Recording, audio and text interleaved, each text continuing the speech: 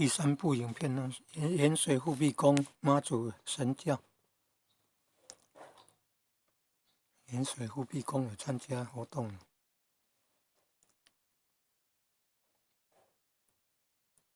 新营同济宫，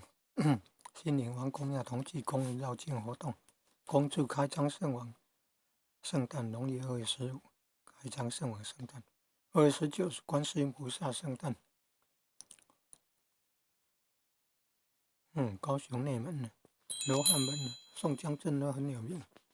也是有这个迎观音佛祖的活动，庙会